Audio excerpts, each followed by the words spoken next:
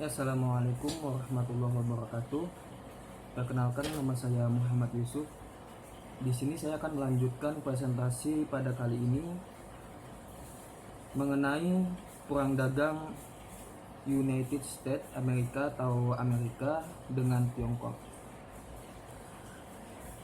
Di sini pertama-tama saya akan menjelaskan, memaparkan bagaimana kronologi perang dagang dalam bentuk perang tarif antara Amerika Serikat dengan Tiongkok yang dimulai pada tanggal 8 Maret 2018, yang mana Presiden Donald Trump itu mengeluarkan sebuah kebijakan dan menandatangani aturan pengenaan biaya masuk produk Tiongkok terhadap 25% untuk impor baja dan 10% khusus produk aluminium. Presiden Donald Trump menetapkan tarif impor terhadap produk Tiongkok senilai 60 miliar US dollar atau setara dengan 825,2 triliun rupiah. Itu untuk yang pertama.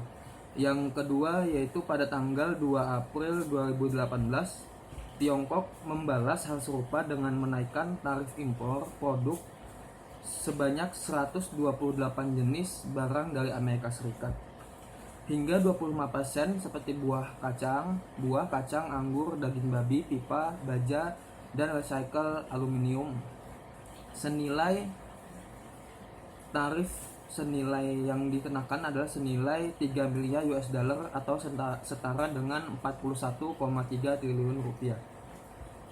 Selanjutnya pada tanggal 3 April 2018, Amerika Serikat kembali membalas Tiongkok dengan merilis tarif impor sebesar 25% untuk 1.334 produk Tiongkok senilai 50 miliar US dollar. Pada tanggal 4 April 2018, Tiongkok kembali membalas dengan mengenakan Amerika Serikat biaya masuk impor lagi senilai 48,83 miliar US dollar terhadap 106 produk, diantaranya kedelai, mobil, pesawat, dan bahan kimia. Selanjutnya pada tanggal 17 April 2018, Tiongkok mengenakan anti-dumping 178,6% atas impor sorghum dari Amerika Serikat. Pada tanggal 15 Juni 2018, Amerika Serikat merevisi daftar awal produk yang dikenakan tarif antara lain. Yang pertama, mengenakan tarif sebesar 25% terhadap 818 produk dari sebelumnya 1.334 produk yang berlaku pada 6 Juli 2018. Yang kedua, daftar 2 proposal mengenai tarif impor 284 produk mencakup produk besi atau baja, mesin elektronik, dan produk kereta api. Pada tanggal 16 Juni 2018, Tiongkok merevisi daftar 106 produk Amerika Serikat yang dikenakan tarif sebesar 25% menjadi 545 produk senilai 34 miliar US dollar yang berlaku sejak 6 Juli 2018. Tiongkok juga mengajukan tarif sebesar 25% terhadap 114 produk senilai 16 miliar US dollar. Pada tanggal 10 Juli 2018, USTR merilis daftar 3 meliputi 6.000 produk asal Tiongkok senilai 200 miliar US dollar yang akan dikenakan tarif sebesar 10%. Selanjutnya pada tanggal 2 Agustus 2018, USTR mengenakan tarif sebesar 25% terhadap daftar 3 untuk menargetkan produk Tiongkok sebesar 200 miliar US dollar. Pada tanggal 3 Agustus 2018, Tiongkok mengenakan tarif antara 5 sampai 25% terhadap 5.207 produk asal Amerika Serikat senilai 60 miliar US dollar untuk produk pertanian, makanan, tekstil, kimia, besi atau baja, mesin, peralatan medis, glassware, dan kertas. Selanjutnya pada tanggal 7 Agustus 2018, USTR merevisi pengenaan tarif daftar 2 pada 10% menjadi 25% yang akan berlaku pada tanggal 23 Agustus 2018. Dan juga Tiongkok menerapkan tambahan tarif resiprokal sebesar 25% senilai 16 miliar US dollar yang akan berlaku pada tanggal 23 Agustus 2018. Dan yang terakhir pada tanggal 23 Agustus 2018, Amerika Serikat mengimplementasikan tarif sebesar 25% atas 279 produk asal Tiongkok senilai 16 miliar US dollar meliputi produk semikonduktor, kimia, plastik, sepeda motor, dan skuter elektrik. Tiongkok pun mengimplementasikan tarif sebesar 25% atas 333 produk asal Amerika Serikat senilai 16 miliar US dollar yang meliputi batu bara, tembaga, bahan bakar, bus, dan peralatan medis. Nah, jadi itu tadi kronologi terjadinya perang dagang, yang mana di sini adalah perang tarif antara Amerika dan Tiongkok.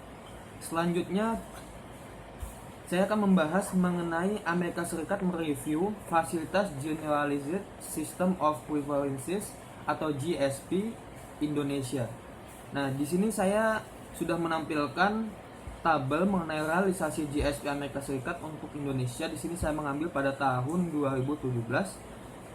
Di sini ada sekitar 20 produk. Nah, jadi pada tanggal 18 April 2018, USTR merilis dimulainya GSP Country Practice Review terhadap India, Indonesia, dan Kazakhstan. Review GSP adalah sebagai langkah serius Amerika Serikat untuk meminimalisir defisit neraca perdagangan dengan beberapa mitra dagangnya.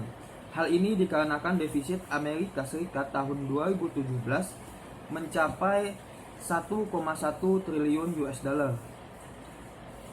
Nah, dari tabel ini dapat dilihat produk realisasi GSP Amerika Serikat untuk Indonesia pada tahun 2017 meliputi mesin, peralatan listrik, karet, mutiara, kayu, produk kimia, aneka plastik, bahan kimia organik, alat musik, barang dari kulit, aluminium, gula, kendaraan selain kereta api, produk keramik, daging ikan, reaktor nuklir, boiler, sayur, buah, optik, fotografi, sinematograf, barang dari besi atau baja, furnitur, tempat tidur, mattresses, dan produk lainnya.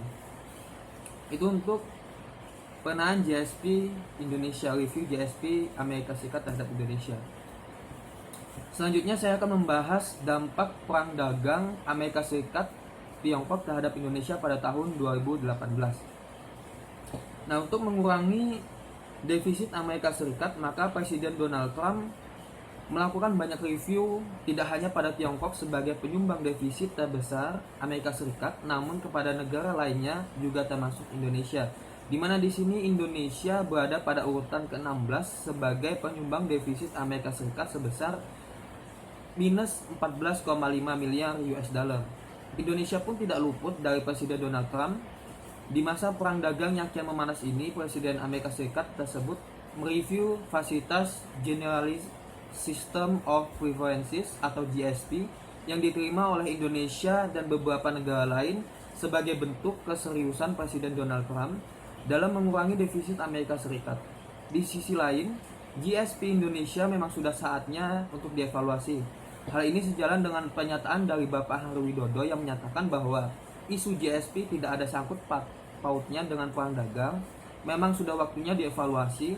Kita sudah menikmati fasilitas GSP jauh hari sebelum Vietnam merdeka. GSP sendiri menguntungkan importer Amerika Serikat. Makanya, selain kita mengajukan, kita dorong support importer sana agar meminta GSP diperpanjang. Jadi mereka bayar barang kita dengan harga yang tidak mahal atau masih murah untuk menyupport produksi mereka agar win-win solution. Maka ada beberapa senator yang perlu untuk dilobi. Selanjutnya, dengan adanya perang dagang antara Amerika Serikat dan Tiongkok ini, tentunya Indonesia memiliki peluang untuk merebut kedua pasar negara tersebut serta memaksimalkan produk utama ekspor Indonesia ke pasar Amerika Serikat dan Tiongkok. Yang pertama, saya akan membahas potensi Indonesia untuk merebut pangsa pasar Amerika Serikat di pasar Tiongkok. Di sini saya memaparkan analisis data peluang Indonesia dalam pasar Tiongkok, dapat dilihat dari tiga tabel ini. Nah, yang pertama, Indonesia berpotensi merebut pangsa pasar Amerika di pasar Tiongkok. Peluang untuk merebutnya itu pada produk buah-buahan, benda dari besi atau baja, dan aluminium. Nah, di sini bisa dilihat tabel untuk analisis data tentang peluang Indonesia dalam pasar Tiongkok. Nah, tabel-tabel ini menunjukkan bahwa barang-barang impor Tiongkok meliputi daging hewan, buah-buahan, biji-bijian berminyak, minuman, benda dari besi atau baja, aluminium. Sedangkan dapat dilihat bahwa Amerika Serikat memasok barang-barang yang dibutuhkan oleh Tiongkok tersebut. Namun dengan adanya perang dagang antara Amerika Serikat dan Tiongkok, maka Indonesia berpotensi merebut pangsa Amerika Serikat di pasar Tiongkok, terutama pada produk buah-buahan, benda dari besi atau baja, dan aluminium seperti yang digambarkan pada tabel berikut. Selanjutnya, yang kedua adalah potensi Indonesia merebut pangsa Tiongkok di pasar Amerika Serikat. Di sini pun saya sudah memaparkan 3 buah tabel yang merupakan analisis data peluang Indonesia dalam pasar Amerika Serikat. Dari tabel tersebut menunjukkan barang-barang impor Amerika Serikat yang diisi oleh Tiongkok meliputi iron and steel, articles of iron or steel, aluminium and articles thereof. Jadi Indonesia berpotensi merebut pangsa pasar Amerika Serikat di pasar Tiongkok dengan produk-produk tersebut. Nah, di tahun 2017 ekspor Indonesia ke Amerika Serikat terhadap produk barang articles of iron or steel telah mengisi pasar Amerika Serikat sebesar 0,09%.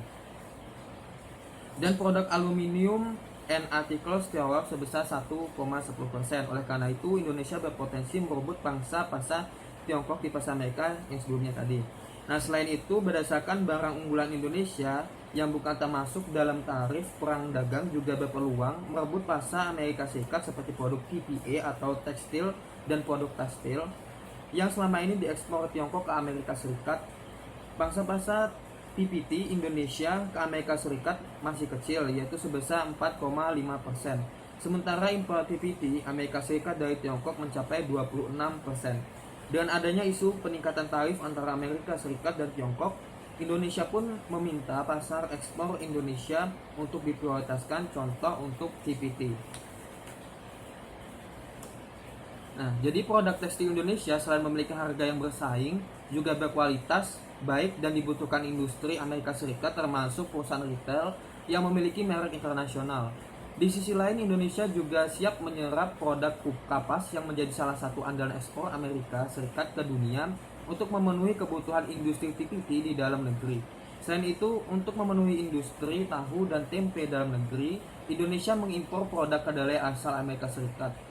Indonesia juga akan memanfaatkan ini untuk mendorong ekspor produk makanan dan minuman dengan bekerja sama dengan GAPMMI. Indonesia siap mengekspor produk makanan olahan berbahan baku kedelai ke Amerika Serikat seperti keripik tempe, keripik tahu ke pasar Amerika Serikat. Momen pertemuan antara Bapak Menteri Perdagangan pada 23-27 Juli 2018 ke Amerika Serikat itu dimanfaatkan sedemikian rupa agar Indonesia tidak terdampak dengan adanya perang dagang ini. Meskipun Indonesia berpeluang untuk mengisi kekosongan pasar di Amerika Serikat dan Tiongkok, namun Indonesia tidak bisa serta-merta langsung masuk dan menggantikan pasar yang sudah ada. Memang tidak semudah untuk menggantikan pasar yang kosong. Banyak hambatan-hambatan lainnya baik tarif maupun non-tarif, baik secara internal maupun eksternal. Terlebih lagi karena perusahaan-perusahaan di Amerika Serikat sudah mempunyai jaringannya masing-masing, serta akan adanya persaingan yang sengit dengan negara-negara lain yang bisa jadi produk atau barangnya lebih kompetitif. Nah, jadi oleh karena itu dibutuhkan pendekatan lebih agar produk Indonesia bisa diprioritaskan. Ya, demikian presentasi yang dapat saya sampaikan mengenai perang dagang antara Amerika Serikat dan Tiongkok serta bagaimana peluang Indonesia untuk mengisi kekosongan pasar pada kedua negara tersebut yang diakibatkan oleh perang dagang antara kedua belah negara tersebut. Demikian yang dapat saya sampaikan, kurang lebihnya saya mohon maaf. Wassalamualaikum warahmatullahi wabarakatuh.